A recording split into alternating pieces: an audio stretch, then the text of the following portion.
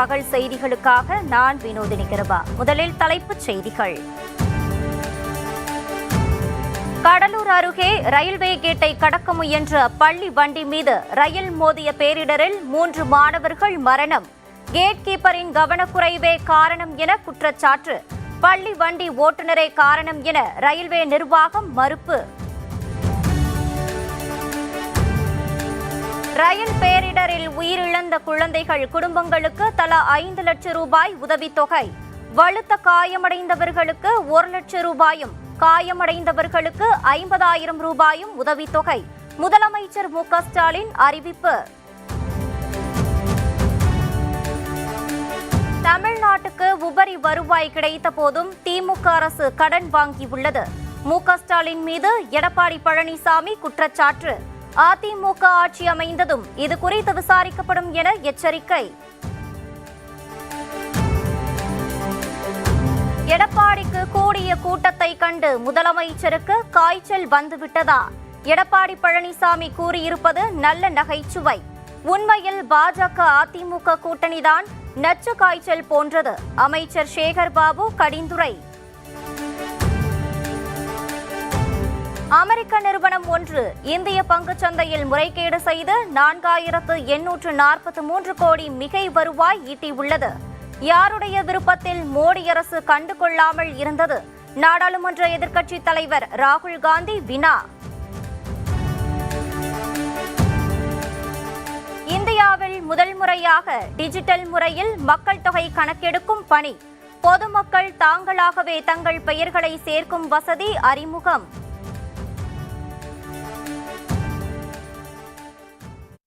கடலூர் அருகே ரயில்வே கேட்டை கடக்க முயன்ற பள்ளி வண்டி மீது ரயில் மோதிய பேரிடரில் 3 மாணவர்கள் உயிரிழந்த நிகழ்வு பெரும் சோகத்தை ஏற்படுத்தியுள்ளது. கடலூர் செம்மங்குப்பம் அருகே பள்ளி வண்டி ஒன்று குழந்தைகளை ஏற்றிக்கொண்டு இன்று காலை சென்று கொண்டிருந்தது. அப்போது அவ்வழியில் இருந்த ரயில்வே கதவினை கடக்க முற்பட்ட போது விழுப்புரத்தில் இருந்து மயிலாடுதுறை நோக்கி சென்ற ரயில் பள்ளி வண்டி மீது மோதி பேரிடருக்குள்ளானது. இந்த பேரிடரில் பள்ளி வண்டி பல மீட்டர் தூரத்துக்கு இழுத்துச் செல்லப்பட்டு குழந்தைகள் தூக்கி வீசப்பட்ட நிலையில் 2 மாணவர்கள் உயிரிழந்தனர். இதில் படுகாயமடைந்த வண்டி ஓட்டுநர் மற்றும் பள்ளி மாணவர்கள் கடலூர், புதுச்சேரி மருத்துவமனைகளில் அனுமதிக்கப்பட்டுள்ளனர். இந்த நிலையில் புதுச்சேரி ஜிப்மர் மருத்துவமனையில் அனுமதிக்கப்பட்ட செழியன் என்கிற மாணவர் மருத்துவம் பலனளிக்காமல் உயிரிழந்தார். இதன் மூலம் பள்ளி வண்டி மீது ரயில் மோதிய பேரிடரில் உயிரிழந்தவர்களின் எண்ணிக்கை 3ஆக மிகுதியாகியுள்ளது.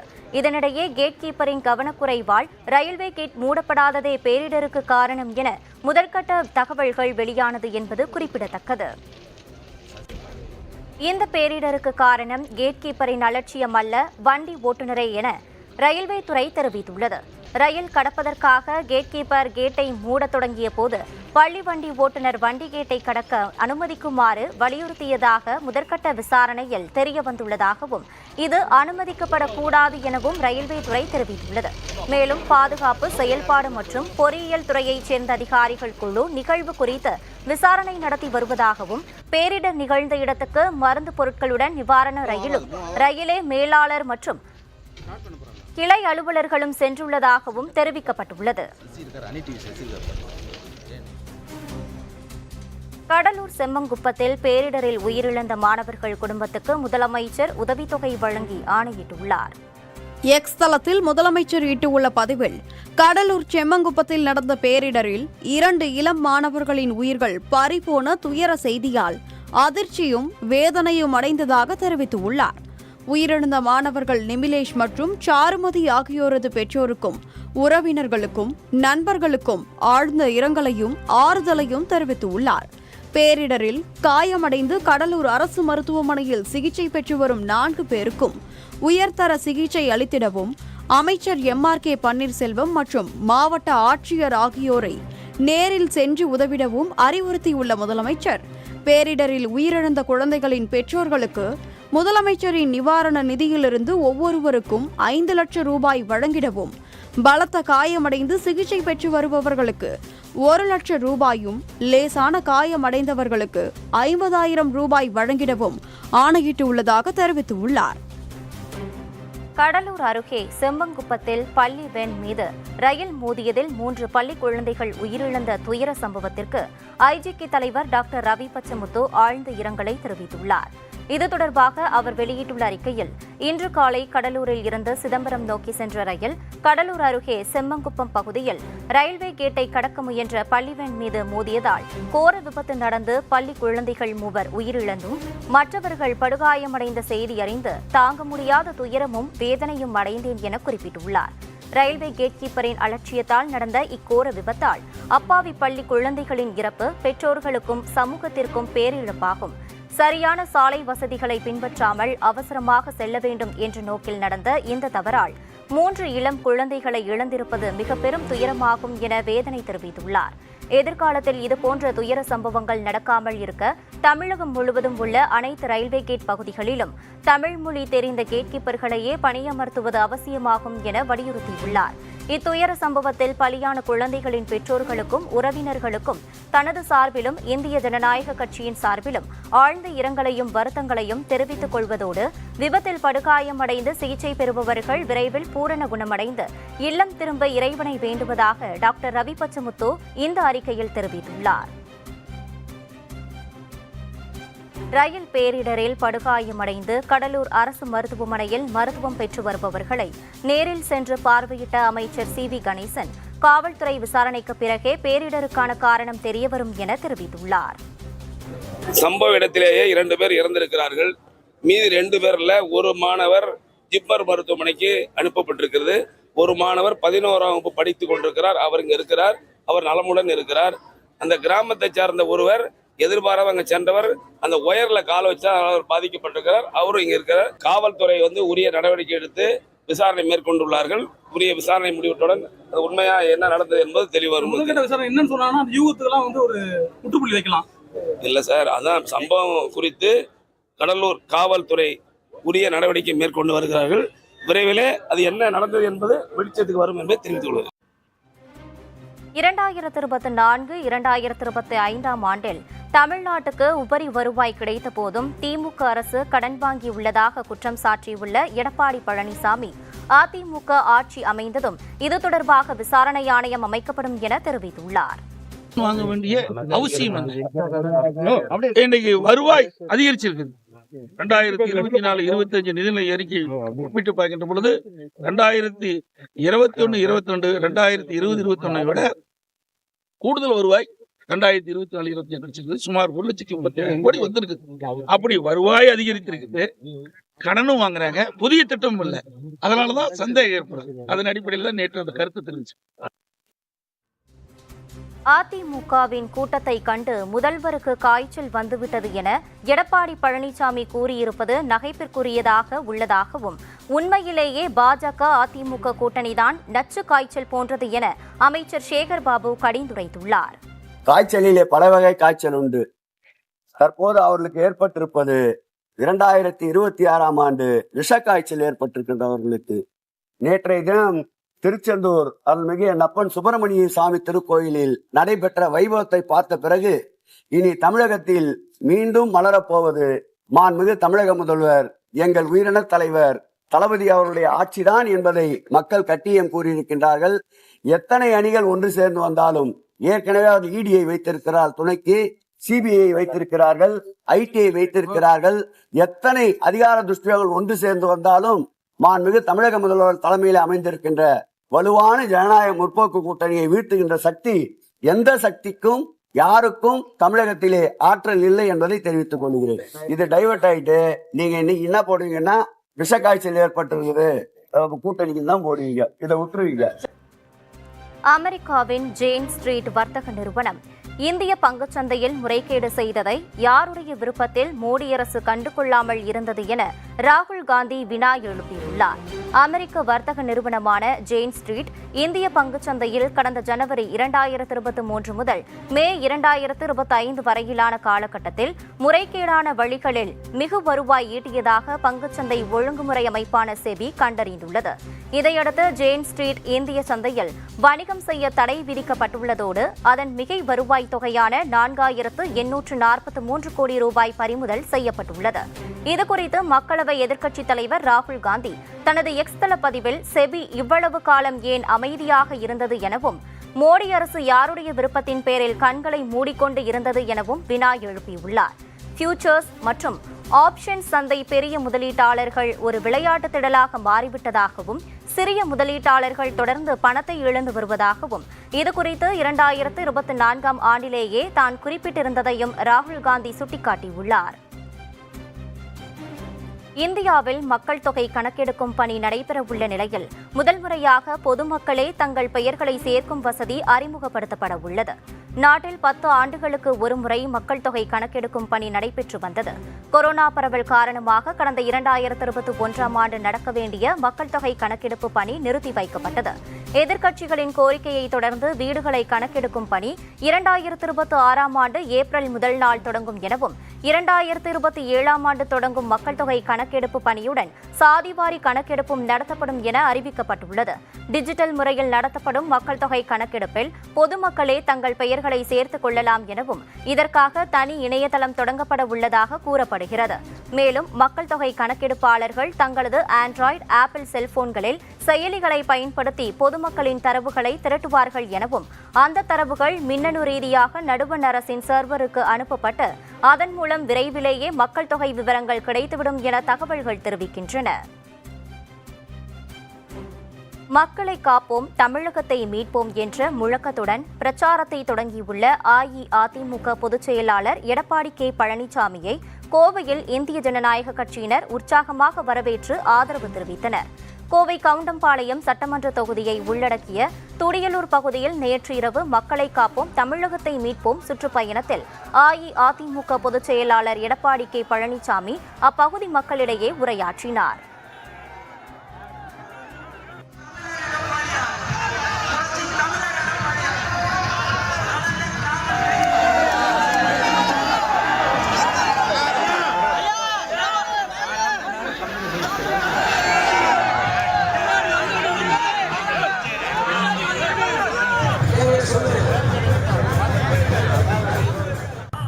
இந்த நிகழ்ச்சியில் இந்திய ஜனநாயக கட்சியின் நிறுவனர் டாக்டர் பாரிவேந்தர் மற்றும் ஐஜேகே தலைவர் டாக்டர் ரவி பச்சமுத்து வழிகாட்டுதலுக்கு இணங்க மாநில இணை பொதுச் செயலாளர் ரீமா ரோஸ் மார்டின் தலைமையில் ஏராளமான ஐஜேகே தொண்டர்கள் பெருவாரியாக கலந்து கொண்டு ஐஜேகே கட்சிக் கொடியை ஏந்தியபடி ஆதரவு தெரிவித்தனர். முன்னதாக கோவை மாவட்ட ஐஜேகே நிர்வாகிகள் மற்றும் தொண்டர்கள் புடைசூழ ஊர்வலமாக சென்று அதிமுக பொதுச் செயலாளர் எடப்பாடி பழனிசாமியை உற்சாகத்துடன் வரவேற்றனர். இதில் கவுண்டம்பாளையம், மேட்டுப்பாளையம், சேலம், தேனி மாவட்ட பொறுப்பாளர்கள் ஏராளமானோர் கலந்து கொண்டனர்.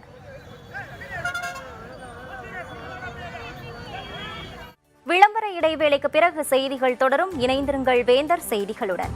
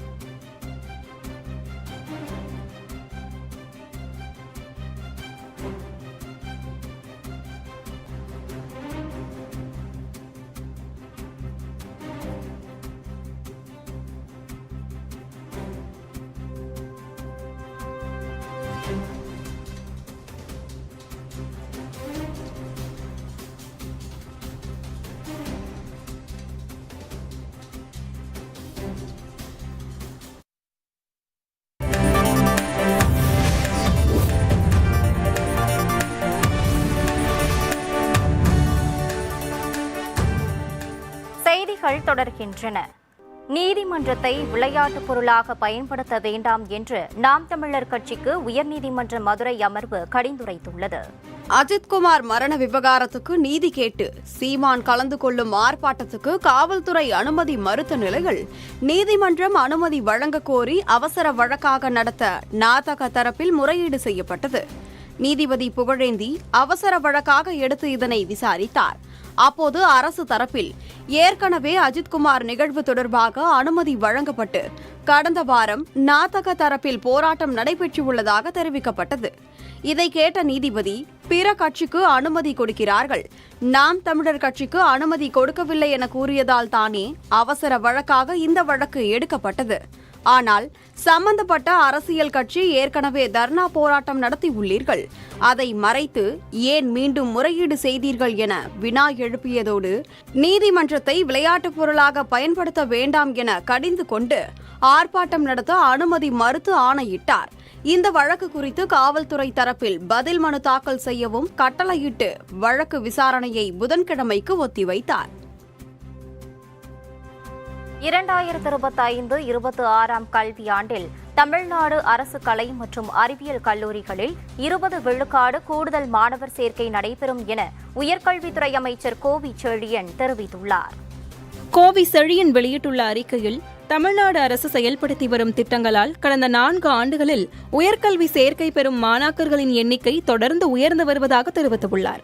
இந்தியாவிலேயே மாணாக்கர் சேர்க்கை விழுக்காட்டில் தமிழ்நாடு தொடர்ந்து முதன்மை மாநிலமாக விளங்கி வருவதாகவும், முதலமைச்சரின் ஆணைப்படி இந்த ஆண்டு புதிதாக 15 அரசு கலை மற்றும் அறிவியல் கல்லூரிகள் தொடங்கப்பட உள்ளதாகவும் கோவி செழியன் தெரிவித்துள்ளார்.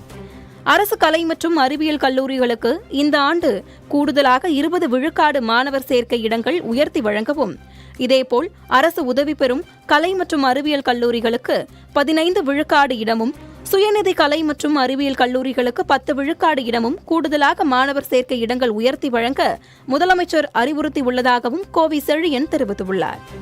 மாணாக்கர்கள் இந்த நல்வாய்ப்பினை பயன்படுத்தி தமிழ்நாட்டுக்கு பெருமை சேர்த்து தங்களது வாழ்வில் முன்னேற்றம் பெற வாழ்த்துவதாகவும் அமைச்சர் கோவி செழியன் கேட்டுக் கொண்டுள்ளார்.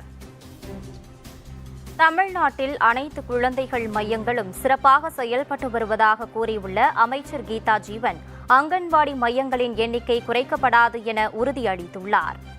கீதா ஜீவன் வெளியிட்டுள்ள அறிக்கையில், தமிழ்நாடு முழுவதும் நடப்பு ஆண்டு மட்டும் 501 அங்கன்வாடி மையங்கள் மூடப்பட்டுள்ளதாக வெளியான செய்தி முற்றிலும் உண்மைக்கு புறம்பானது என மறுப்பு தெரிவித்துள்ளார்.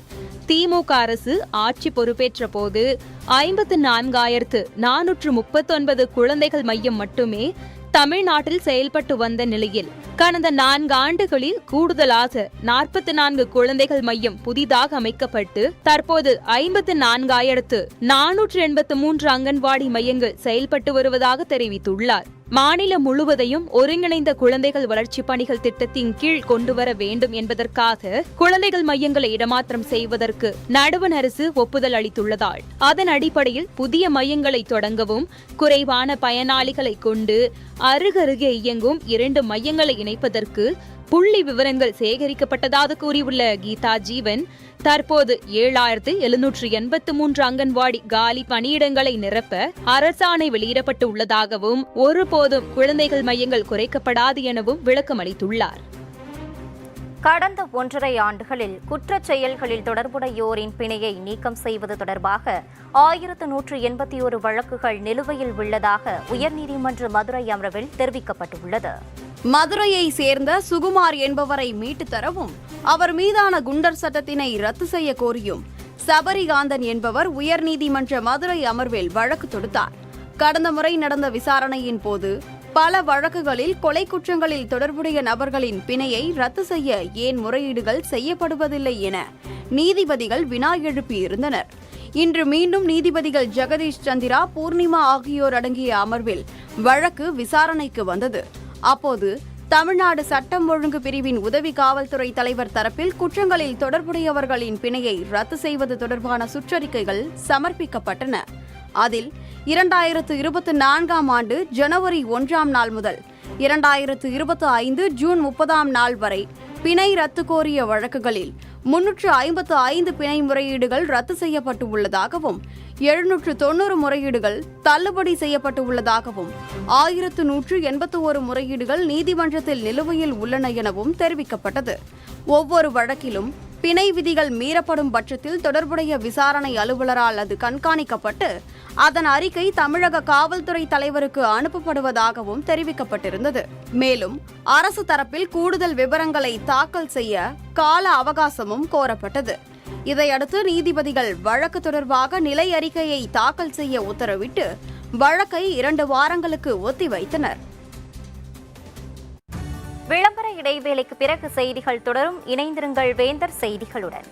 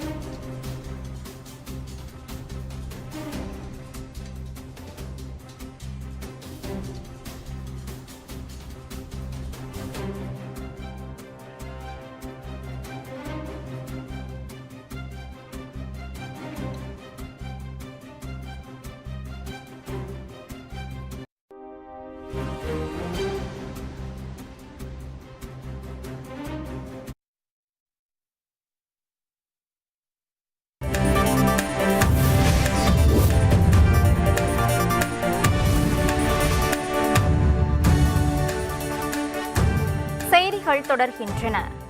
கர்நாடகாவில் ஆன்லைன் சூதாட்டத்துக்கு தடை விதிக்கும் வகையில் தாக்கல் செய்யப்படவுள்ள கர்நாடக காவல்துறை சட்ட திருத்தம் 2025 தொடர்பான சட்ட முன்வரைவு வெளியாகியுள்ளது.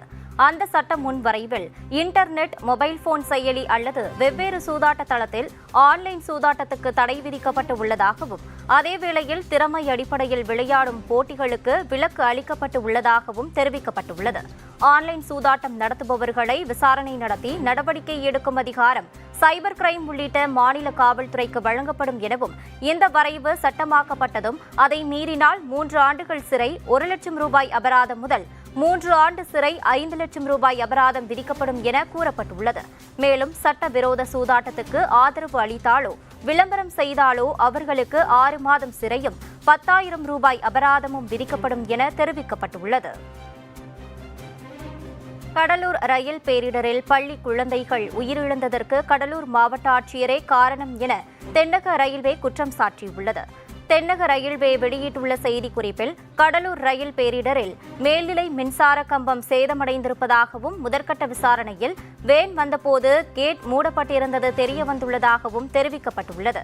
பள்ளிக்கு காலம் தாழ்த்தாமல் செல்ல வேண்டும் என்பதற்காக வேன் ஓட்டுநர் கேட்டை திறக்குமாறு வலியுறுத்தியதால் விதிகளை மீறி கேட் காப்பாளர் கேட்டை திறந்ததாகவும், இதுவும் விதிகளுக்கு எதிரான செயல் எனவும் குறிப்பிட்டுள்ள தென்னக ரயில்வே, கேட் காப்பாளர் பணி நீக்கம் செய்யப்பட்டு அவருக்கு எதிராக குற்றவியல் வழக்கு பதிவு செய்யப்பட்டு சிறைப்பிடிக்கப்பட்டுள்ளதாகவும் தெரிவித்துள்ளார்.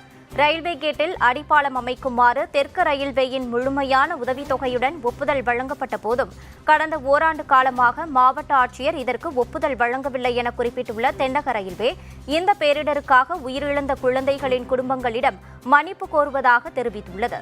உயிரிழந்தோர் குடும்பங்களுக்கு தலா 5 லட்சம் ரூபாயும், வலுத்த காயமடைந்தவருக்கு 2.5 லட்சம் ரூபாயும், காயமடைந்தவர்களுக்கு 50,000 ரூபாயும் இழப்பீடாக வழங்கப்படும் எனவும் தென்னக ரயில்வே தெரிவித்துள்ளது. கருத்து சுதந்திரம் என்கிற பெயரில் வானமே எல்லை என்கிற எண்ணத்தில் பேசும் அரசியல்வாதிகளின் பேச்சுக்களை நீதிமன்றம் வேடிக்கை பார்த்துக் கொண்டிருக்காது என சென்னை உயர்நீதிமன்றம் கடிந்துரைத்துள்ளது. சைவ வைணவ சமயங்கள் மற்றும் பெண்கள் குறித்த சர்ச்சைக்குரிய வகையில் பேசிய முன்னாள் அமைச்சர் பொன்முடிக்கு எதிராக சென்னை உயர்நீதிமன்றம் தாமாக முன்வந்து வழக்கை விசாரணைக்கு எடுத்துக் கொண்டது. இந்த வழக்கு நீதிபதி வேல்முருகன் முன்பு இன்று விசாரணைக்கு வந்தது. அப்போது இதுபோன்று பேசும் ஆட்களின் வாயை கட்டுப்படுத்த இந்த நீதிமன்றம் விரும்புவதாக கூறிய நீதிபதி, வழக்காடிகள் மட்டுமல்ல அனைத்து அரசியல்வாதிகளும் கருத்து சுதந்திரம் என்கிற பெயரில் வானமே எல்லை என்கிற எண்ணத்தில் செயல்படுவதாக குற்றம் சாட்டினார். அரசியல்வாதிகளின் இதுபோன்ற பேச்சுக்களை நீதிமன்றம் அமைதியாக வேடிக்கை பார்த்துக் கொண்டிருக்க முடியாது என கூறிய நீதிபதி, அரசியல்வாதிகளும் அரசியல் சட்டத்தை பின்பற்ற வேண்டும் என கடிந்துரைத்தார். மைக் முன்பு பேசும் ஒவ்வொருவரும் தங்களை நாட்டின் மன்னர்களாக நினைத்துக் கொள்கிறார்கள் எனவும், இதை ஒருபோதும் பொறுத்துக் கொள்ள முடியாது, பிறரின் உணர்வுகளுக்கு மதிப்பளிக்க வேண்டும் என கூறிய நீதிபதி, பொன்முடிக்கு எதிரான குற்றச்சாட்டுகளை முடித்து வைத்து பிறப்பித்த ஆணை குறித்து வழக்காடிகளுக்கு தகவல் தெரிவிக்க வேண்டும் எனவும், இல்லை என்றால் அது தீவிரமாக கருதப்படும் என குறிப்பிட்டு தாமாக முன்வந்து விசாரணைக்கு எடுத்த வழக்கின் விசாரணையை ஆகஸ்ட் 1ஆம் நாளுக்கு தள்ளி வைத்துள்ளார். இத்துடன் வேந்தரின் உச்சிவேளை பகல் செய்திகள் நிறைவடைந்தன. மீண்டும் இரவு 7:30 மணிக்கு வேந்தரின் ஒரு நாள் ஒரு பொழுது இரவு செய்திகளில் சந்திப்போம். வணக்கம்.